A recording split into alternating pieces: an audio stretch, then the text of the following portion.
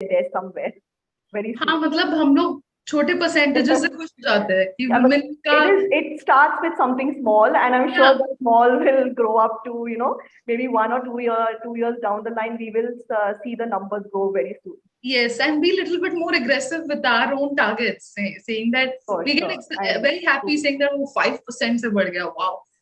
We all have to like really work towards a larger that Yes. we reach a time where we don't have to discuss this topic. Like it's not needed. True. Yeah, but yes. That is why as a platform we want to get in, get along a lot of leaders from various industries where they can quote their insights. Also, have an audience where the awareness is created, and they should also, as they are going to be the future as well. So they can come up with this thought process that this needs to be as part of the industry. It shouldn't be like a byproduct, but included as like it's a necessity. So I would like to please go. go ahead, Rishi. No, I was just trying to make a point, and it might sound a little conflicting, viewpoint. One point she made is like if the leader on top is, of course, top to bottom approach definitely helps to influence and push the DI agenda or the diversity agenda. But I have a slight different point of view. It has nothing to do with whether it's a female leader or a male leader. I guess it's how you think, connect. Like my journey with DI started almost like 3 to 4 years back. It's not that I was not hiring women technologists or professionals, but the conscious thought process changed because we made certain changes from the DI hiring DI lead, and that person started changing the mindset within the organization. And I can say that more than female leaders, male leaders were more associated, and they were, I would say, they were instrumental in driving that agenda. So that's where I have a different point of view. In fact, on the contrary, when I started pushing, uh, with due respect, some of the female or women panelists or the leaders, they said, okay, why we should make, criteria, or why we should make certain, set, uh, I would say, quota, because so the point is it's gender agnostic. It's more about thought process, uh, what's your vision, and how you're thinking about it. Bhargavi. No, I agree. I agree completely because with the kind of people that we meet as well at the top level, most of them come with a very progressive and different thought process where inclusion is of course not only as part of the agenda, but they feel that it's very important that they should drive this at an organizational level.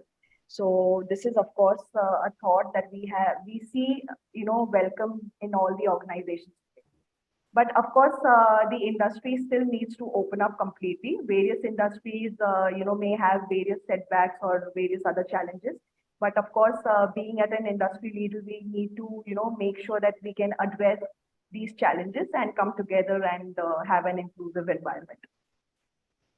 Okay. So this is of course about the industry per se, but at an organizational level, I would like to, ask individually how at an organization would you rate, though you'll come from different industries and different, companies, what is your perspective and how do you feel, would you like to rate your efforts in managing DNI as a strategy or an agenda? Listen, I would take this up because I have something to add to the previous point as well. So I'm totally with you, Rishi, about male agnostic, right? Say gender agnostic. I mean, where this DEI is being driven from. So the concept of DEI is instilled in me by most of the male leaders that I worked with in my previous company. So I don't agree with probably that, if it is fully male dominated company, probably there will not be much focus on DEI. There are very committed leaders. Even the current organization that I work for, DAZN, it's a Europe #1 sports broadcasting company. And every time I talk to our CTO, his name is Sandeep Tiku. So he's so passionate about gender equality and giving opportunities to women and women returning to career and all that. So a lot of focus, and of course, this organization is new. I'm just 6 months old here. The previous organization that I came from, Micron Technology. So I see a lot of focus on women empowerment, not just women empowerment, all empowerment of all underrepresented groups like persons with disabilities, LGBTQ plus community.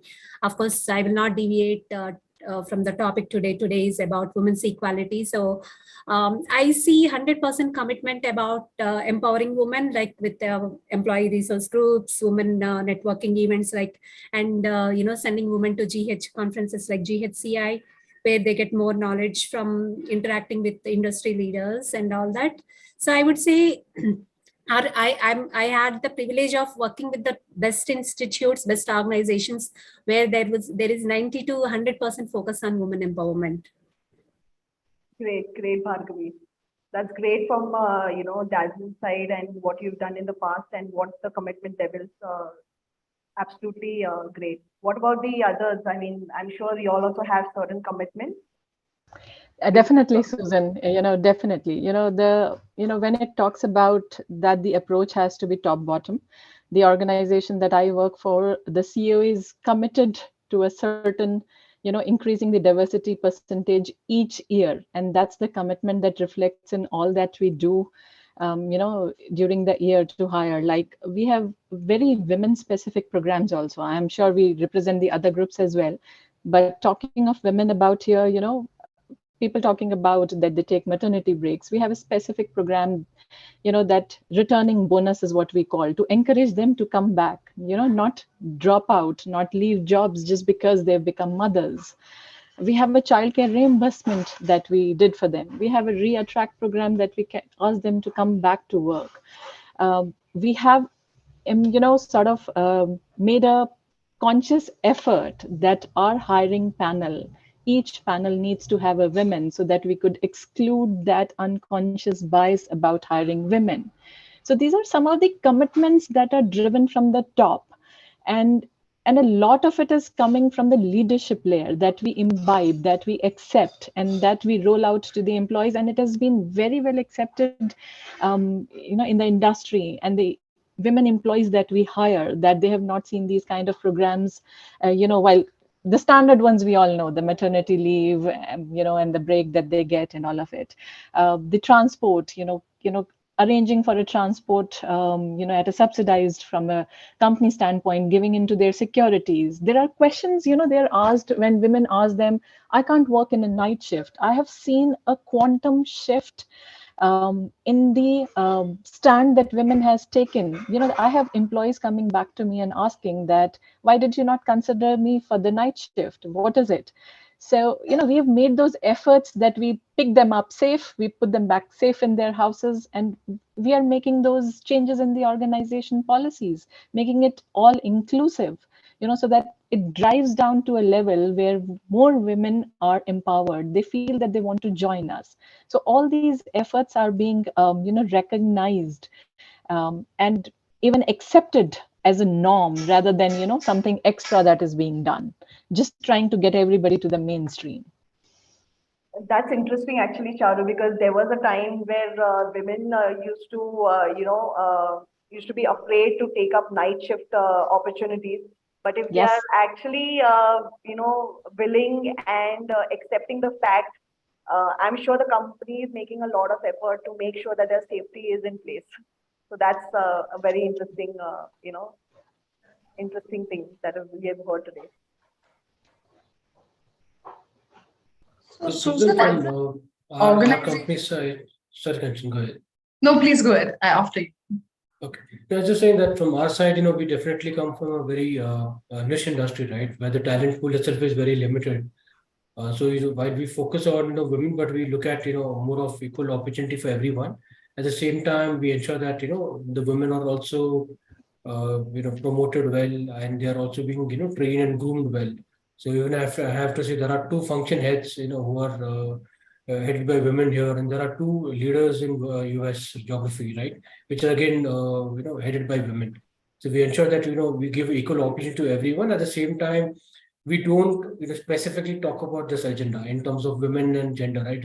It's all about giving that equal opportunity. At the same time, from a hiring perspective, what we ensure is that the diversity percentages are maintained, right? They do not drop at at any given point in time. At the same time, we ensure that there is a healthy mix at every level, right? Because I've seen some of the organization typically end up hiring a lot of women at junior level or at campus level just to showcase healthy percentage, right? But that I don't think is the right way to look at. But you look at how the women are progressing at every career stage, every career level, and they are equally as good as men. Well, from a material standpoint, we have been primarily heavy in the US region, and we did acquisition of Region Technologies. So we are taking baby steps first to integrate the culture, so that it's not about checklist because you have to be in that race. First, you need to understand that why you are doing it, what purpose it will solve, or you just have to, be in the rat race. The second part, which we're doing, by the way, we are pretty much, I'm happy to share that, we are operating at a 35 to 40% gender diversity level. So thankfully, the efforts in the past has, given us that position that, okay, yes, we are pretty much balanced, but that doesn't mean that, we would not like to grow. So one, integrating that culture. Second, creating more awareness that, okay, why gender diversity is important, because it's along with hiring, you need to retain and have a growth path as well. So we are focusing on those lines. The way our diverse practices are, have been created. So we are exploring opportunities that, okay, apart from tech, as Naveen highlighted, it has more awareness, but it has more constraints as well. Because beyond certain career stage, the gender diversity contribution is not high, especially the manager and above. So uh, integrating the culture, focusing on whys aligned with the business goals, more awareness conversations, why we need, what it will take, to influence the gender diversity, talent to join your organization. I guess if you start focusing on the basics, you will get the results in next, weeks, months, quarters, for sure. And that's where, we are focusing. For us, what I can say is diversity is a fact, equity is a choice, uh, inclusion is an action, and belonging is an outcome. And that's what we believe at Material.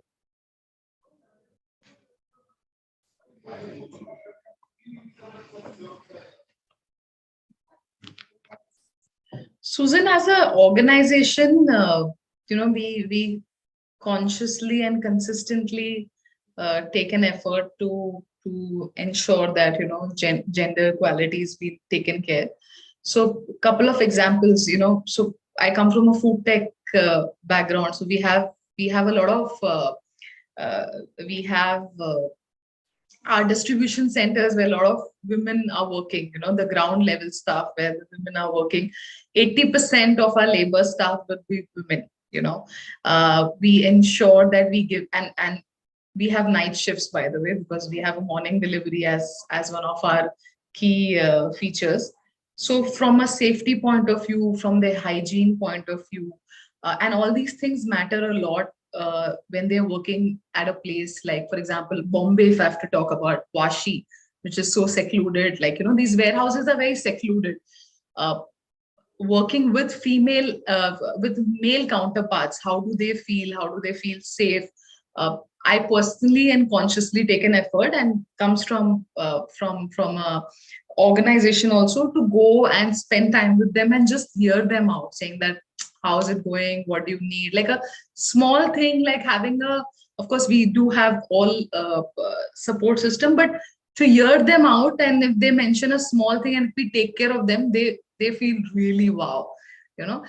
We might not feel that because we sit in our fancy head offices, or but the ground level staff, and that is where we understand that doing these small initiatives for them are so important. So things like maternity benefit, period leave, medical insurance during maternity, taking care of them, their kids, sending them a safety kit, all of that, flexibility, hybrid work policy, consciously on a monthly basis for our central functions, we have this get together, a female get together with the HR to ensure that what is the guidance or support needed, because our startup staff is young, these young girls who are there, just college pass out in their 20s, don't know what they want to do. Sometimes they drop because they don't know what to, they don't have a clarity.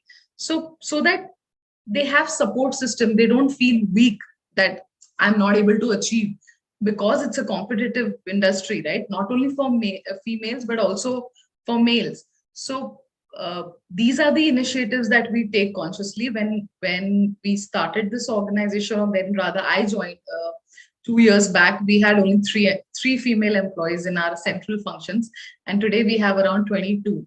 So ensuring that every function has a female employee also, because it makes a different perspective, right? From even if it's a topic that you're discussing, just being the sex is male or female doesn't matter, but the perspective. You sit in a boardroom where there are like all males, and then there's a female. A perspective also changes and helps a lot. And we have seen business impacting, not just because I want to have a big flag and say, oh, I hired 20 people or things like that. I think the business sees a impact, and they feel there is a value addition, like the way I think Rishi mentioned, that what is the business impact, where is it coming from? So I feel very proud, and I feel quite happy that we are on the right path, but I will not give myself 10 out of 10, because I think there's a lot to be done in the organization that I am working, and yeah. So I mean, yeah, true. No, go ahead, Rishi. You were saying something. I'm aging, so I'll forget my thoughts. I'm just trying to add on a lighter note. So I guess it's more about, like, for example, I remember one case I was trying to hire recently, and it was a gender diversity case, and with some flexible timings as well. But unfortunately, we couldn't materialize, because uh, the talent was looking more flexibility, because she had her personal commitments, and we respected, and we were pretty much open that, look, though even want to proceed, and we tried our level best, but the timings and other things didn't work out. So at times there are situations wherein even if you want to help, you can't, because there is a business perspective as well. End of the day, it's not just about hiring, and as Kanchan said, claiming that yes, we have hired X percentage of talent. Once they're in the system, it's all the more important that, okay, what kind of a conducive environment you are giving, opportunities in the growth retention. And I felt bad, but when we exchanged notes, I realized her perspective, and the person also realized organization perspective, and mutually we realized that yes, it's a right approach. So be transparent. If you're not able to do it, that will also help, and reflect back that, okay, tomorrow if similar situation comes, can we do something about it? I guess that reflection has to be from both sides. Absolutely, Rishi. Sorry to interrupt. With your permission, I would like to steal your role for a second and ask Naveen to elaborate on one of the points he said. May I? Yes, of course, Bhargavi. Sure. So Naveen, I think you did mention that the industry you are in, there is a scarcity of talent because it's niche. So I'm just curious what measures you are taking to increase the future representation. See, we are actually a growing organization, right? So we are not even reached to a stage, where we are mature and we have a large team, right? So like, Rishi was talking about, the business impact, right? The business need us to, first get fulfillment, and end of the day, revenue is something which matters to most of them. And apart from that, what we do is, in terms of hiring, we ensure, like I mentioned, we ensure that there are good representation at every level that we hire, right? And that's where we do not eliminate people, or we ensure that the supply that's coming in also it's in that ratio, because I cannot have a higher ratio of men and then still get women selected. We have to ensure that from the pipeline that is being built, we are having a healthy mix. At the same time, when they are getting converted at various stages, and then when we have final select, right? And there are also stages where I also personally talk to each of these people who are being hired, right? To ensure that they are feeling included, they have a belongingness to the organization, being transparent, like just like Rishi said, right? It's good to be telling them there are women who have been even asking for certain flexibilities, and certain flexibilities, which we can provide to a certain extent, but obviously we cannot, negotiate with the business beyond a certain point. So we look at what all things that we can do at our end, in terms of giving flexibility and then maintaining that ratio. Because end of the day, like I said, business fulfillment comes first. But at the same time, because I believe in inclusion, I believe in diversity, I ensure that that is something which is continues to stay as an agenda without really talking about it, in a leadership level or promoting it, but underlying ensuring that that is being happening. Because I'm a person who would rather not talk on International Women's Day and promote for one day, and rest of the day, I'm somewhere in the behind the scenes. So that's something I wouldn't like to do. So I always ensure that there is a constant, soft messaging that goes along, but without people realizing and building that culture. It's more about practicing and rather That's than right. preaching. Absolutely, I agree. So I see that there is not only commitment, but all of you at the organizational level, you all have started initiatives are on, and that is really great to hear. But I would also like to hear a little bit more on any specific kind of programs or initiatives that you all have taken up in the past, specifically on diversity as an agenda,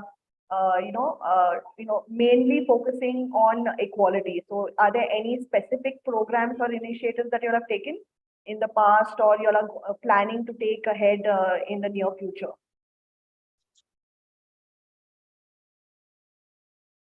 Can share overall, not from a specific company standpoint, but some of the areas wherein, at least I focus along with my team, uh, is like identifying opportunities, let's say from a talent acquisition space standpoint, like what are the open roles? You can't just hire in every area. Uh, Drill it down that, okay, technologies wise, department or career stage wise, where are the gaps? If you're already doing good certain area and it's a funnel which is easily available, you don't have to worry. So what are the blind spots or red spots? Deep diving with the stakeholders that, okay, and with the team that, okay, why we are not able to, bring a threshold at the gender diversity? Is it a talent issue? Is it a sourcing strategy issue?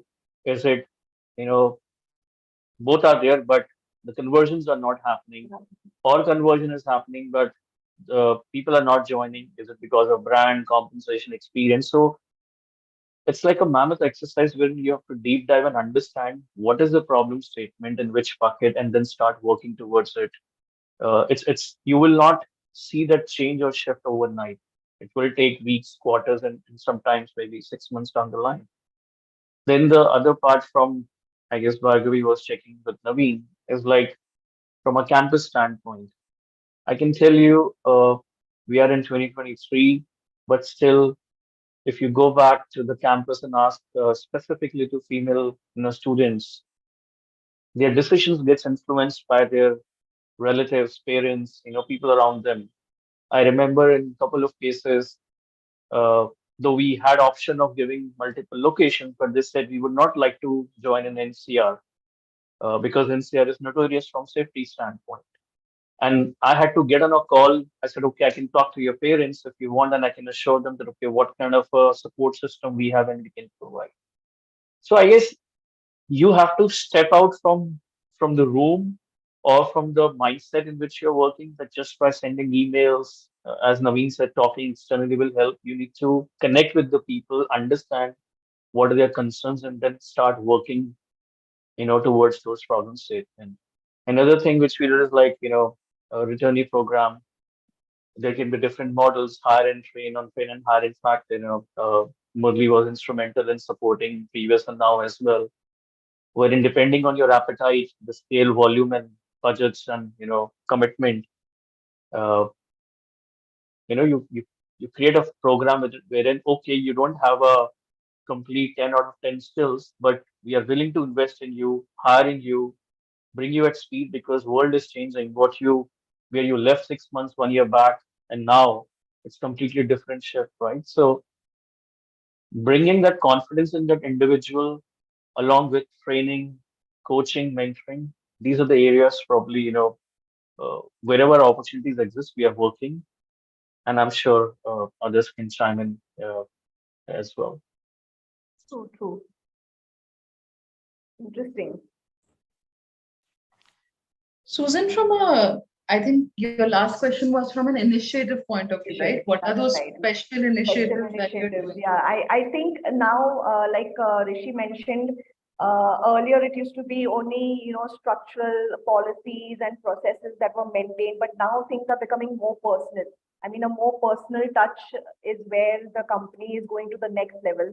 And that is Right. what we see, in the industry per se, that, many of the HR functions are taking that, an extra step of getting personal with the employees, or and trying to understand where the problem lies, and trying to make sure that needs are addressed at a personal level, which So we these never are, you're do. talking about women focused or general Yes, yes. I mean, women focused as well. I mean, but as well? at a personal level, where it Yes. never used to happen. When we used to see in the past, it was just policies and structure.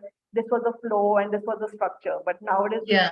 definitely more, at a personal level, at a ground level, like you mentioned as well. So Um, as one of the initiatives,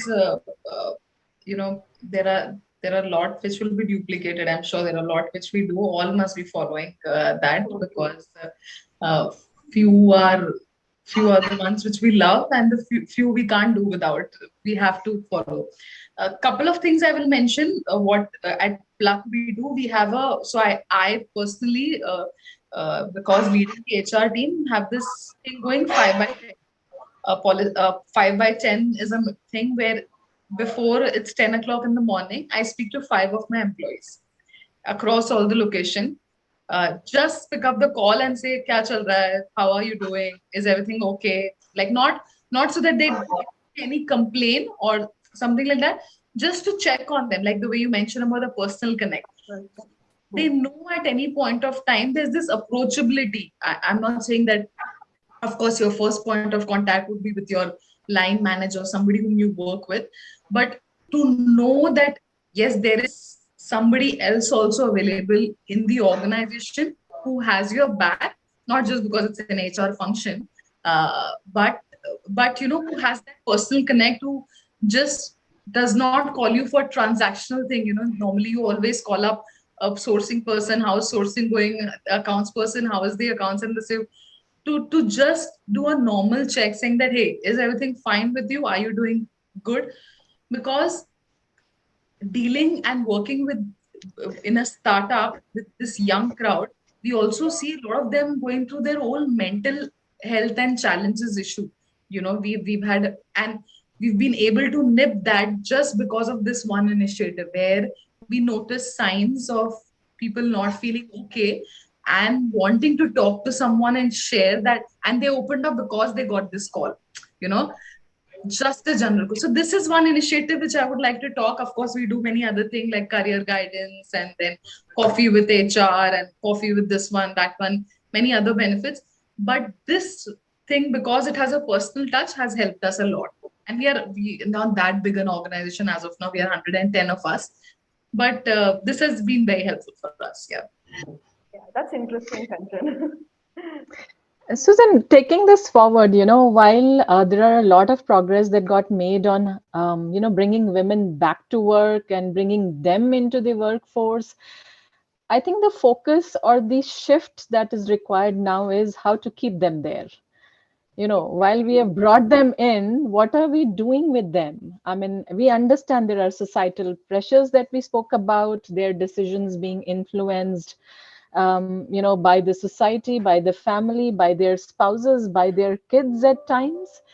How do we empower women to get out and make their own decisions? Yep. We started with financial independence. That's very good. It gives them the confidence to make them, decisions about the money that they earn, right? And we see it all around us. Some of these women are not even allowed to make those decisions. So sessions on financial stability, investments, these are some of the topics that we pick up as part of the well-being of women. Mentoring, I'm getting married, I'm going to be moving. Why can't you ask your spouse to move? those are the kind of conversations we need to start having right now. Why do you need to leave your job in which you are doing so well and go join somewhere where you need to, either you will drop out, that's what eventually happens. And if you see women attrition rate in the industry, it's maximum in the bracket after they have had 5 6 7 years of experience. They get that societal family pressure, get married, spouses moving somewhere else. I will move, either they go the family way, promoting them. Okay, it's good to have a family, we all encourage it, please come back, it's for yourself. Being a mother or being a wife is not the only role that we expect them to play anymore. And that's the dialogue that society needs to initiate. Organizations can do as much, but unless this society doesn't change and start talking about these issues, there is this much an industry or an organization can do. So I agree. In fact, these are the topics that we need to discuss with the employee, and this is where these mentorship programs also help, because when women generally take a break, say about 5 to post 5 or 6 years of their work under whatever pressure or personal problems they have. Of course, they do expect somewhere behind, they know that they want to return back to work, but there is still a lot they need to look at a personal level, how we can bridge that gap, how we can make things more comfortable for them, when they are back at work. And, these trainings also really help them, where Yes. they can balance work as well as their personal life. So all these, of course, yeah, do help them. But talking about training and, these special mentorship programs, I'm sure all of you all have these as part of, your DNI activities or an agenda. Any specific topics that you all cover, which, within that organizational level, it will really help the audiences to understand. And I'm sure in the audience also, there will be a lot of women, probably they are at the, a very similar phase. So, this will help them to understand whether, how you all as an organization help and what other kind of trainings that you all provide. So is there anything else at an organizational level in terms of training that you all are doing apart from women returning? What are the other topics that you all cover? That would also throw some light, if you could throw some light on those topics. That would help. So to take this further, I'm just waiting, because there are a lot of common initiatives, right? Like women returnship programs or employee resource groups. There are resource groups for women, and like, of course, upskilling for women and networking sessions and all that. Most of the organizations have been doing that. So I'm just waiting to see if there is anything in particular that will stand out. So I can tell what one of my previous organizations did, and I found it very interesting.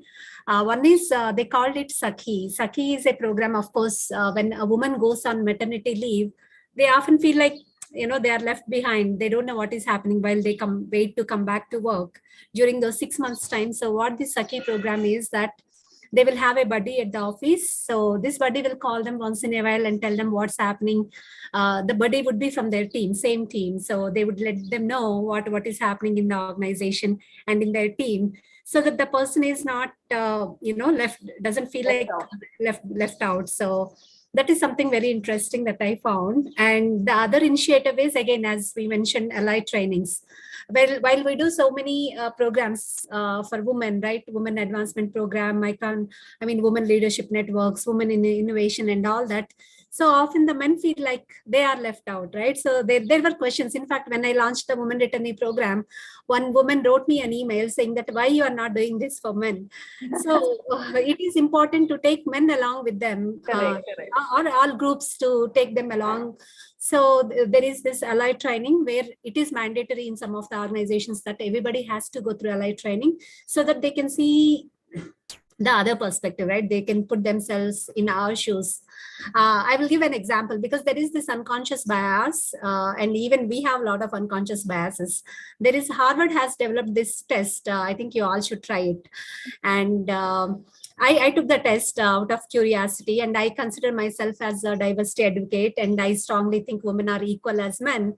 But when I was taking the test gives randomly throws some questions. So you have to associate, like it shows men cooking, women, profession and all that unconsciously. I mean, it's so fast that you won't have time to think. So most of the time I'm associating women with household chores and cooking and Exactly, all that, men exactly. with, I mean, that is a perception basically. that's the perception. That is how we are conditioned to grow. So, and but when you see when you are made to see the perspective, right, from the other side, the men also would understand why these initiatives are important.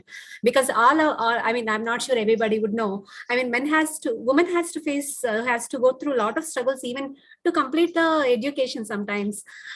Take me for an example. I'm the only daughter of my parents, and my parents are both well educated, both teachers.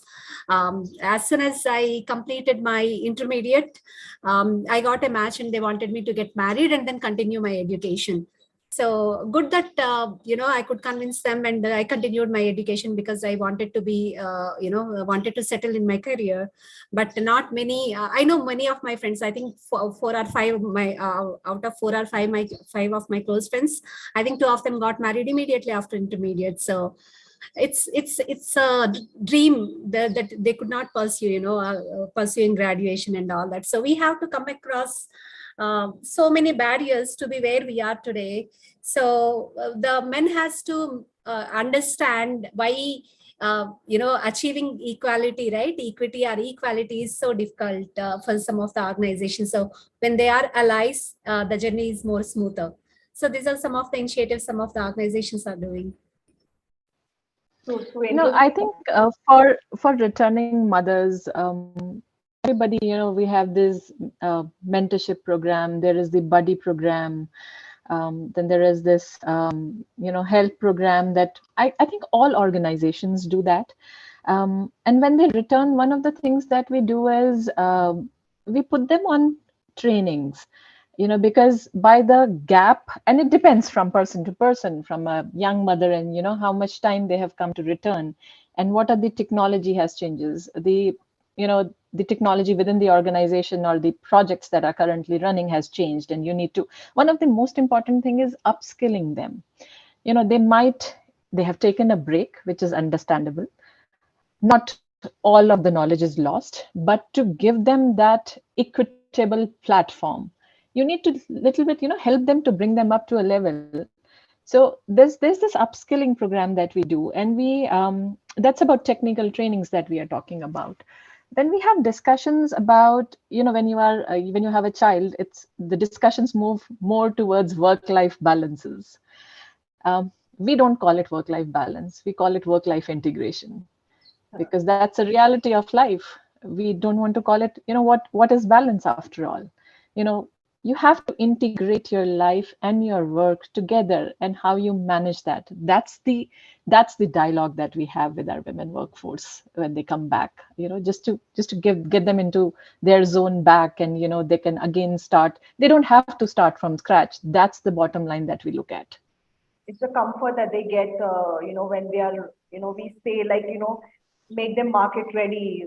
They are not Yes. initially, but upskilling them really helps them to bring them back to, the market, at par with the current industry. They don't feel that they are lost completely. So that is Yeah, and definitely. especially, yeah, and Susan, especially for an industry like ours, which is into finance and banking and investments and everything, technology changes Technology. overnight. True, true, So, absolutely. so They they have to be really need market. to be, yeah. So True, true, we need absolutely. to be nimble on our feet, and it's absolutely true for women. I mean, I feel personally that they adapt better than men. No, no, biases against men here, but I feel they are able to multitask more, catch up more quickly, and they're nimble on their feet. True, true, absolutely. That's what Rishi, anything you have to say? No, I completely resonate. Not the men part, but definitely on a serious note, yes, Charu, I agree because I have my wife, daughter, and mother. I see my wife; she's taken a sabbatical, and we have these conversations. And especially when you have that educational background, you have that competency level, and then you're just uh, boxed inside the house because not because someone has said consciously those things run in her mind. What if I go for a full-time job, I will not be able to devote that time with my daughter. Her education will get impacted. And as a father, I also at times feel that okay, it's an equal sharing job. Why only she's thinking, why not me? So uh, that debate happens consciously in my mind, but I agree. Uh, my advice, and there are almost like good 60 plus audience. If you're returning, after a break due to personal reasons, sabbatical or maternity break, see, organizations are doing what they can do because end of the day, uh, P&L matters, the external situation matters, and all the good intents are also there.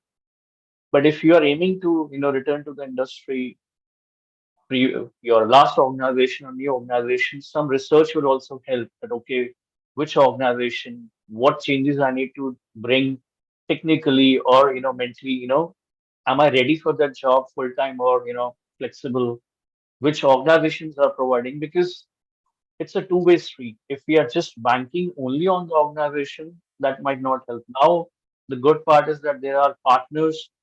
For example, somebody coming from X technology background, you can do the research that okay, where I left in, where the market is right now, what is the latest version? In order to work on these versions, where I need to upskill. Can organization provide that platform? If not, are there other partners? And there are multiple, partners exist in the industry. So my advice is organizations will do and they have to do. There is no other option for the organization, but the talent also start needs to think about it. That's the point I would like to make.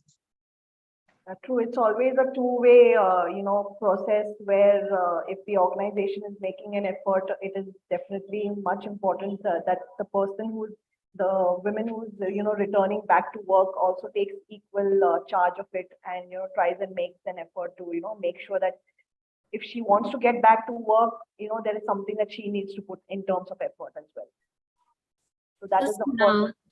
Talking about this women returnee programs, right? I feel often we miss an important part of this ecosystem, support system, talking about systematic barriers and all that, right? So the family support is very important, especially for the women returnees, because they have this, obviously because they are not in touch with their peers and they feel like they are left out and they will not have this confidence and all that. So uh, what we did when we launched the previous women returnship program, we invited their families, their husbands and their kids, and we talked about what kind of opportunities that we are providing and how their career is going to look like and what we are expecting from from the women who are returning, and what kind of support is needed from their spouses and from their kids and from the entire family, right? So a lot of them appreciated that, that the organizations are doing, and it kind of made them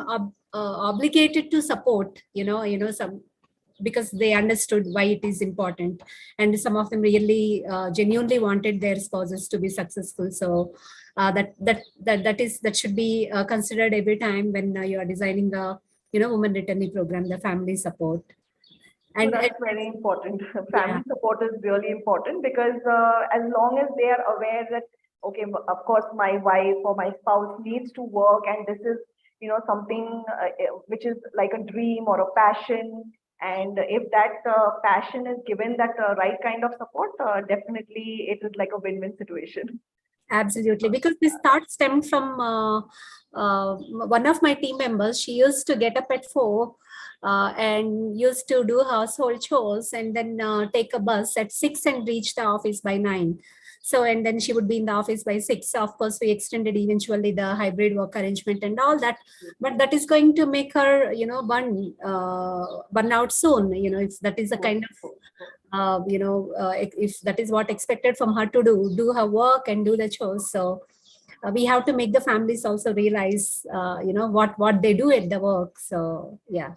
True. I mean, this is an interesting point, Bhargavi, you made, because a lot of women that we see with so much of multitasking and other work or maybe pressure at home or family pressure, they burn out soon, like you mentioned. So any kind of effort being made at an organizational level to make sure that, these kind of burnouts, or rather than, where they feel that, the productivity really is something that hampers when you're so passionate at work, but there are other aspects that take, control, and you don't have much control over work. So productivity is something that you see, really going low. So how are the other initiatives taken by organization where you feel that, we should make sure that, these productivity is at all-time high?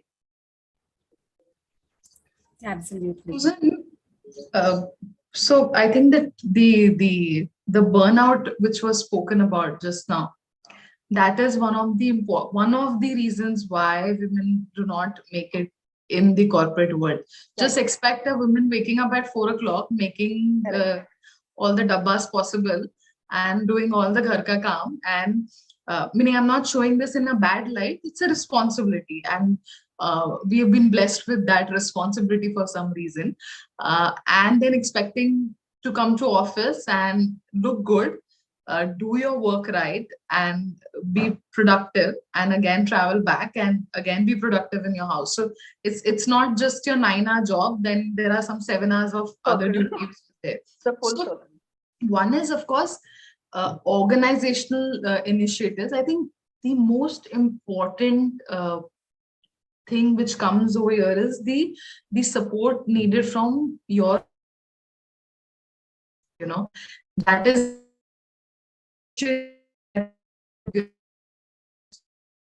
culture. But if in spite of having that, not being sensitive that something like this should be supported well, knowing that I should be a little bit easy on this person because the person has a tough, not tough time, but a tough journey to be able to ensure that has to get to work and do things. I think this it's certainly important and necessary for leaders to bring that change. One is from a policy organization point of view. I really loved what Charu mentioned about bringing back. I think Charu and Rishi both mentioned bringing back women who have taken sabbaticals, and I've experienced this. When they join an organization, they're totally lost. Not because 5 years you have lived in that, in that family life of yours, where you didn't know what your Excel formulas are going up and down, and your presentations, and you have to talk in front of people, you have to deal with different timelines. Of course, there also you had timelines and deadlines. So to be acceptable, I've seen initiatives being run that we say that let's bring women back who have taken sabbatical, and we put so much of pressure on them to be able to perform from day one. Like they should know everything what happened in the last 6 years when they were not in the corporate world. Like something should happen because they were right. So that sensitivity, upskilling, training, giving that time to settle down, saying that, yaar, nahi aata hoga, it's perfectly okay. The idea why I'm doing this is to give an opportunity, and I should be sensitive. So upskilling is super important. Mentorship, like have a senior person who's not their line manager, but somebody who's from other team to mentor, saying that how's it going? Do you need any support? Do you need any training? Are you facing any difficulties? This is something which is very much required to ensure that their return is successful, and then they don't go back and say nahi ho payega. Absolutely. Just to add on that point on returning back to work, right? So I think what organizations should probably do is, see, at the end of the day, it all boils down to the commercial revenue that they're able to generate, right? So, there are some particular initiatives that we had taken where we will, give them some kind of like internship, right? Someone's coming back, you're kind of grooming them, mentoring them without, impacting the organization at a higher cost. So we, example, pay 25,000 for, per month for a junior resource, 50,000 to a senior resource, and, train them for a period of 6 months. So it does not pinch the organization. At the same time, it gives enough ample opportunity to the women in the industry to learn, scale, because it's an investment that you're doing, right? The woman is not going to be productive for, say, maybe 2 months, 3 months, or maybe even 5 months, right? I think this is something that the industry probably can look at, maybe at a smaller remuneration, but at the same time giving them ample opportunity, ample time to scale up and come back, and not putting saying that within 2 months, 3 months, you're productive. I think sometimes people return back to work after 5 years, 6 years of maternity break. And I think they deserve that time to scale up, pick up, gel and understand, and come up to speed. And they may not necessarily need 6 months time. You can have an open program where the person is up and running within 2 months. Okay, discuss with them, roll out an offer, take them like a full-time employee. I think this is something is the need of the hour where people will be able to absorb a lot of such women, who are waiting to return back to force. Sure. Naveen, adding to what you said, another important factor is, so the organizations are investing on these women returnees, right? But the important point is that, yeah, it takes some time for them to come back to the workforce and start delivering. But the unconscious bias training is very important, so that the organization should not make the women returnees feel like they are doing some charity for them, right? So that is also very important, when we are implementing these women returnee programs, because it's not a charity. Eventually, they are going to deliver, and this is similar to how we are investing on interns and NCGs, right? So it is no different. Absolutely. I mean, this is definitely not a charity business here. We are all here to make a difference. And this is what we want to, per se, get this reality check from the industry, even the organizational, that, we are really very serious about this mission. And we want to make sure that though, there is equality and diversity, but not only as an agenda, but we really mean it. And it's like a necessity, because at the end, it just helps us maintain a balanced ecosystem, which we all are living in. So that balance is very much required. So, this is a very fruitful session, from all the panel. I mean, we've heard insights, per se, from, how the industry is, looking forward in terms of opening up to this, particular topic, that is women equality.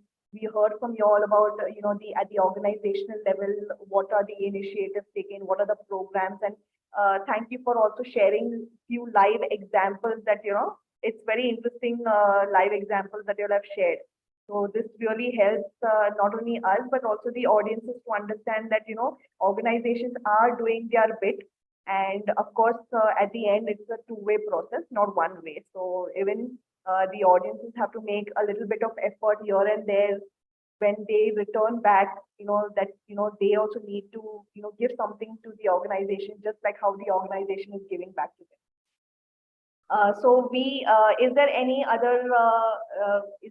other suggestion you all would like to make, to the audiences in terms of promoting diversity? Or we can also ask the audience, to put in some questions. If there are any questions from the audiences to our panel members, please feel free. Susan, I would like to make a point here. You asked anything else you do. And it's not a new initiative. For the past couple of years, the management at Synechron, one of the things that we do specifically around the performance appraisal times are we determine the pay gap. Yes, we determine the pay gap, how wide it is, how narrow it is, how did we bridge it year on year. Let's face it, it's real, it's out there. There's nothing we can do about it. At the time of hiring, I think, I don't want to make a generalized statement, but I don't think so. Women are very good negotiators about compensation. True. As Bhargavi was mentioning, there is no charity being done to them. But at the end of the day, I think they do not negotiate enough. And that's why we have these gaps, right? It has been taken advantage of. But at our organization for a past couple of years, each year we present and we bridge that gap, if there is. When we find these gaps, either by design or by accident or just by even through performance. I'm not saying all women will be performing so well that they always perform better than men. No, that's not the point here. The point is, bringing in that equity, giving them the same platform that the men have. also going ahead from that, for the same jobs, for the same skills, for the same experience, we determine this pay equity. Each year we do it as an exercise in the organization, and each year if we find something, we try and bridge that gap. And not just appraisals, we do it with our rewards and recognition as well. Each quarter or each half year or each annual year, when we roll it out, we determine what is the percentage mix. Is it an equitable platform for them that has been rolled out? So these are some steps that internally we take. These are not steps that we propagate enough, but there is a lot of work that happens in the background along with the HR and the management towards achieving this equitable workforce.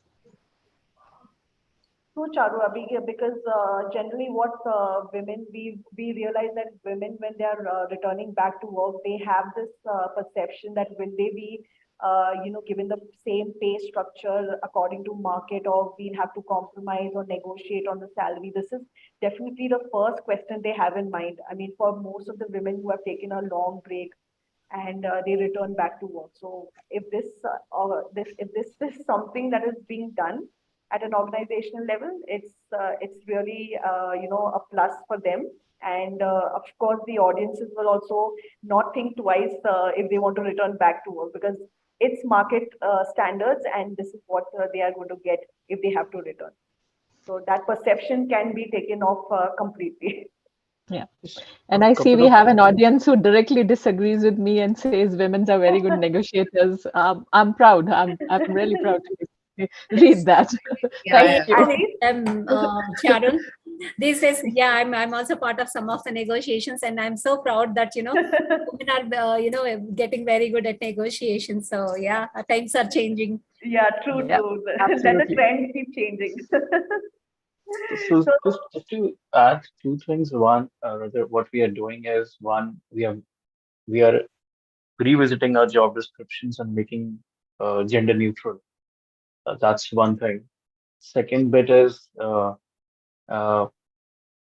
we are trying to see that, okay, where are the opportunities wherein uh, we can add more diversity. So I won't say, uh, in certain cases we reserve that, okay, we will fulfill this job through gender diversity. Third aspect is, okay, where we can't, because there is a like business impact as well, because the more you'll delay, you'll lose revenue on the table. We are taking as a mandate, like, okay, let's not reserve for gender, women technologists or professional, but let's have a pipeline which has a gender diversity as well. At least let's invest, and in, our conscious efforts in terms of building the pipeline. Now, it depends on the talent that, okay, how competent they are, or they're able to clear the benchmarks, because there has to be a balanced approach. Just because you can't go with the gender driven assessment, process at times. So that also backfires. So these are the three steps, probably, I would like to highlight what material is, thinking and doing. And the fourth is, like, along with the consistent coaching, mentoring, and learning sessions, the size of the organization globally, we are close to 2,300, and India, close to 700 plus, out of which 30% population or 34% comes from NCR. Rest is all non-NCR. The being size of the organization, uh, we are still flexible, not pushing, okay, come to office, so we are giving that flexibility as well, that, okay, it's a hybrid work culture. The day you pick the time, day, if you would like to come, else, execute. So that, reduces the mental stress that, oh, I have to, get up at 4 or 6 in the morning, and manage the show and then come back, because commuting within NCR is also a tough job. So these are the steps which we are taking, to see how it can, one, elevate the experience for both the organization and the talent, and also influence the talent to, apply for material. So that's what. So, talking about this women returnee program, there is one question which, from the audience, like, what are the other benefits that can be offered, further for women who can get back to work? So, if you could throw some light on, apart from upskilling and training, are there any other benefits also that you'll see you all can provide to, women coming back to work? So Susan, from my experience, I was part of the DEI council in my previous organization, where a person from compensation and benefits, somebody from finance, and the country head himself, the HR director, everybody is part of that. So everybody, each organization, each function, a leader from each function is part of that. So there are often these discussions about what are the benefits that we can offer. So there is a conscious choice that the organizations doesn't want to provide any special benefits just for women. I mean, of course, upskilling, especially for those who are returning to work, of course, upskilling is being offered to all the employees of the organizations. But upskilling is, some of the upskilling is sessions, excuse me. Keeping these returnees in mind, there are special upskilling sessions and unconscious bias training sessions and all that. But apart from that, I'm so glad that my previous organization took the decision not to offer any special benefit to women, because when it comes to benefits, it should be like the organizations say, they are equal opportunity employers, right? So apart from the coupons and gifts that they give on Women's Day, I didn't see any special benefits. So, but I'm curious if any of the other organizations are offering any special benefits. Honestly, I think more than upskilling and career guidance and mentoring, they should not or would not need anything more. What is needed is to be able to perform and to make their mark, because they've come back after such a long time. It could be few years or few months or things like that. That is what is needed. And then, of course, we're talking about equality. We don't have to forget the men also, or else it will be a problem in the organization. It will be an HR issue, I suppose. So, yeah, I think then it's being fair, right? See, one part is we're saying women equal. We're talking about equality. We're talking about being fair, giving them an opportunity. But we also have to see that there's no bias, there is flexibility. So it's very important to maintain an equal, environment. Healthy environment. Yeah. Yeah, because the idea is not to celebrate Women's Day every day, right? Meaning, like the way, of course, every day is Women's Day, but not saying that, oh, today also there is a gift and tomorrow also there's a gift, rather help and support and training, guidance, being sensitive, all of that, than saying that, okay, 10 days holiday only for you, not for anyone else. Yeah. So, and awareness, one of the, I think, just the last point, making, I think, awareness for the entire organization, all the staff, whether male or female, towards each other. We are right now talking about women, but also awareness in terms of sensitivities towards the struggles the male go through also. They also have their own struggles. We are not talking about it right now, but just because they don't share, or they're people are not holding the meetings called Men Equality, they also have. So to make it successful, and that balance is there for male and female, men or women, awareness that how we can be sensitive to each other, whether in that work environment, in our training, career, family environment, and then it becomes a easy and a fair place to work and enjoy. Oh, absolutely. I will make sure that we have one session for males as well, because equality, when we talk about it, has to not only, of course, we are talking about women equality, but every organization should maintain a balance. And when we talk about a balanced ecosystem, this is what we are talking about, that, a healthy environment is maintained. Yeah, Ajit is saying, I'm glad that you spoke about male problem. Ajit, I have a brother who's very successful with a large organization, and he comes back and shares with me all the struggles. My father, he's a businessman, and he also mentions about how much he is going through in his business. So it's there for all of us. We are no different, but yes. Absolutely. So I think it's all about mutual acceptance and respect, right? Because everyone has got their own share of problems and own issues, right? I think it's all about acknowledging, accepting, and respect. I think the moment you respect, I think everything becomes equal.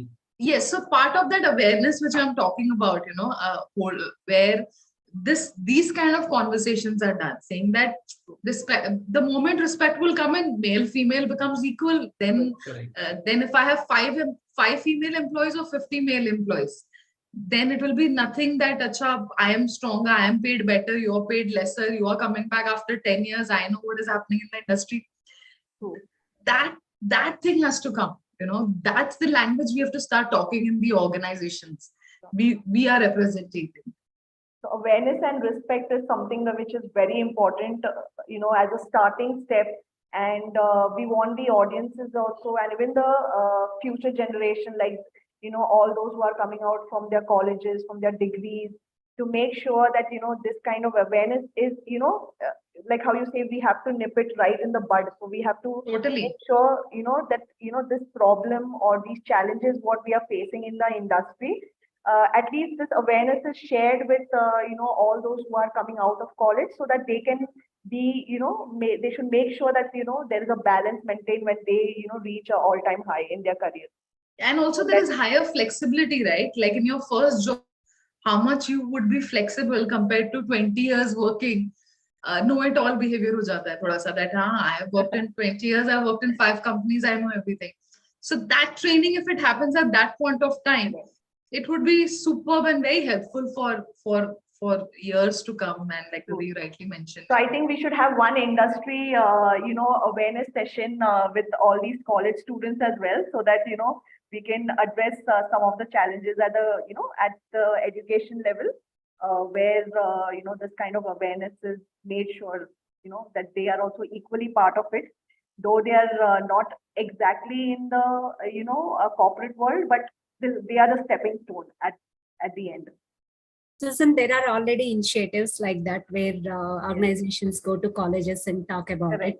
Correct. Though most of them call it accessing future talent earlier, I wish we call it empowering talent earlier. Absolutely. So I think this word empowering women, we should also keep it as empowering talent, and make sure the the education system also enforces that, equal education and awareness is brought at that level.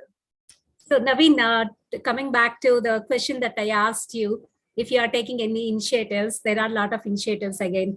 I'm sure, you might also be thinking about it, where like accessing the talent earlier, because if for some of the niche skills like cybersecurity and all that, organizations are going and partnering with colleges and, being, are able to influence the curriculum so that the talent is ready for the future skills. And coming to Bhavya's question, Bhavya, I would say there is a saying in English, right? Charity begins from home. So I would say, empowerment also begins from home, from self. So instead of looking at benefits, when you look at benefits, look at what the organizations are offering in terms of learning and professional development and upskilling, rather than looking at monetary benefits. So absolutely. I mean, I'm sure the audience is also quite, aware now, and these valuable insights have, made sure that, they have, equal opportunity for both men and women. And of course, at the end, what we want is a balanced ecosystem. And this is, the agenda, not only about having women equality, but also at the end, we want to have a balance. Like as you all mentioned, it has to be a healthy environment for all. So I'm just curious, are there no hand raises to ask the questions directly? We have answered all their questions. Yeah, we've been quite detailed actually. The session was quite detailed. I mean, we spoke about the industry perspective. We spoke about the organizational programs, initiatives. I mean, I'm sure there is a lot more for them to soak up and, think about it. And they'll be glad that you'll have answered most of their questions today. Either we nailed the session or we overwhelmed them. I hope that's the case. Yes, it's absolutely the same. The same. So if there's any other, topics that you all want to discuss, or we should, the only other thing is I would like to thank you all for joining this webinar. And it was a fruitful session, not only fruitful, but insight. We have one more question actually, but before we could wind up, what the organization is, how would the organization doing to maintain gender parity at leadership level? So this is a last question if you all would like to answer. Because we spoke about, education level at the, fresher level, at the Head Start level, but yes, of course, we did not touch upon the leadership. How is it that we can maintain parity there? Gender parity at leadership level, again, it's we go back to the same formula to ensure that we have senior leaders who are there. So when there are roles that are getting filled in or spoken about, and when the org structures are being made, or people are being hired and joined, I think to take that conscious effort that we have that that balance or that quota of saying, no, if there are 10 people at the CXO or head level, or at senior management level, at least a certain percentage, now that's an organization call you take, a 30% or a 20% needs to be there. Of course, you have to find and identify right talent. Just because I have to fill a role with a female, it cannot be done, right? Like so if let's say if I have to hire a marketing head or a product tech, so I have to meet and identify that right talent. That's the only way to do it, or else and organizations do that. When they roll out the mandate, they do say that you would work, and Susan would know that she's run such senior mandates in the industry where they would say that, I of course would, confidential is one word which everybody uses, but they would make it very clear that I would want a female in this role. Now that is driven by the organization. That comes from the top, saying that balance, we want to keep that balance. Like we want to keep that thing that there are females at the leadership. If that conscious thinking is not there, it doesn't happen. True, absolutely. Priyanka, another thing is to add to what Kanchan said, like after having those reservation, like, okay, over the targets, 30%, 40% has to be gender diversity across level, not just leadership level. That's one.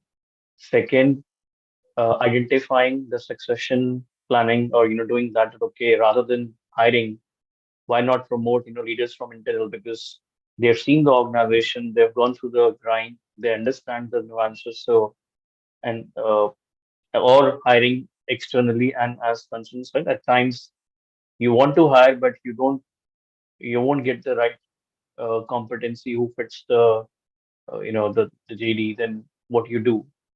So these are the areas, probably, honestly, personally, I feel that organizations are prioritizing more on the internal, creating more women leaders instead of just going and hiring, unless there are some business reasons behind it, and it is happening at our level.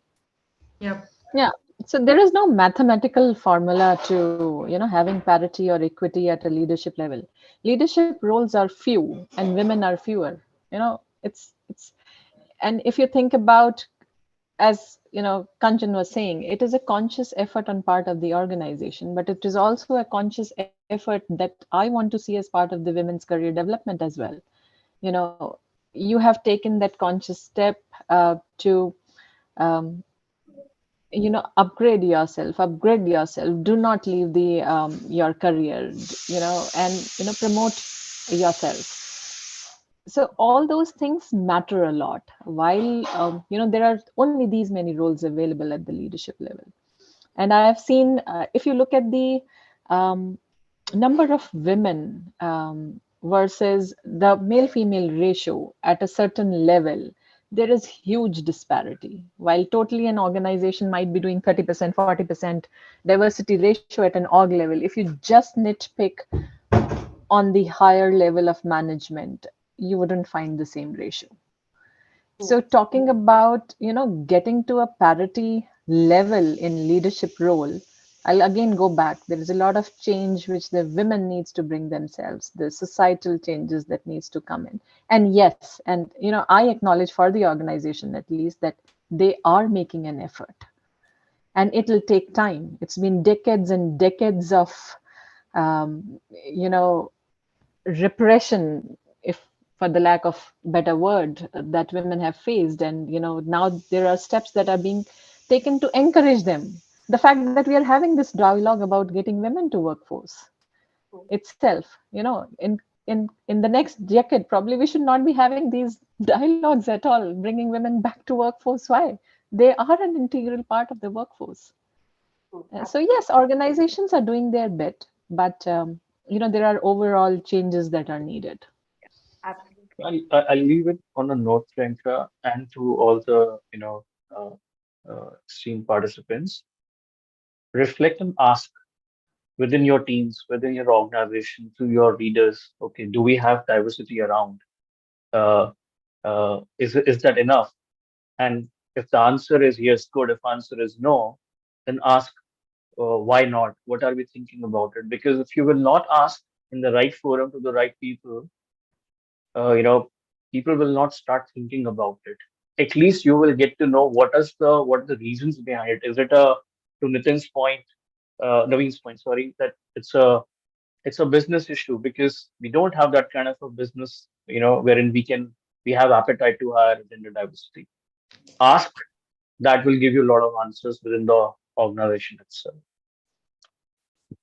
So Priyanka, just to add to what Rishi and Charul said, and that's the reason. One of the reasons we are looking at the rise of these returnship programs is because, as per the numbers, I vaguely remember these numbers. I think there might be a change now. 30% of Indian workforce is women at entry level, but when it comes to CXO level, it's only 10% because the pipeline there is a constant leakage of the pipeline. So that's the reason most of the organizations are focusing on returnship programs, and thanks to Shenzhen, companies like Shenzhen, who are helping the companies to build a solid women returnee programs. This is one of the initiative the organizations are doing, but another organization and the initiative that comes to my mind to ensure gender parity is, at least at the time of hiring, this is proposed by McKinsey, okay, based on their study. This is called two in the pool effect. They, based on their study, they mentioned that if there are two people from underrepresented group in the final hiring list, the chances are high, 50% high, that the organization would select the person from underrepresented group. It can be anybody, it can be woman, it can be person with disability, or if we are talking about other countries like US, it can be somebody Latina or a black person, right? So this is implemented across many organizations where it is mandatory that two of the people in the final shortlist should be either women or, based on whatever the underrepresented group that the company has, should be in that final list. Otherwise, they have to take the help of talent insights. They have to write an exception mail to VP and in fact to the CHRO also for approval that they are not able to find women or whatever that underrepresented group. That is why they have to go with a male or someone else. So these initiatives put focus on, at least from the recruiter level, they are focusing on giving an opportunity to all underrepresented groups at the time of hiring. So, absolutely agree, Bhargavi. Thank you so much. We'll end here.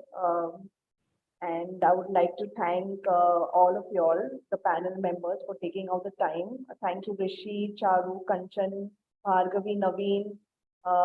This was a fruitful session, and most importantly, taking out some time from your work, and making sure that the audience get the right kind of insights. Thank you so much. And thank you, Susan, for organizing this. Absolutely, most welcome. It was my pleasure hosting all of you. I think the topic was really interesting. And maybe you can come up with much more real life issues like these, and very much have in fact, the idea is to bring out real time examples. I mean, be it any topic, but how the industry or the organization per se is coming up with real time or live examples. That is our agenda, to put out to the audience, so that this is one way of how we can bring about awareness. Like we spoke about, that awareness is very important, and this is definitely the idea and the mission that we are looking at She Engine.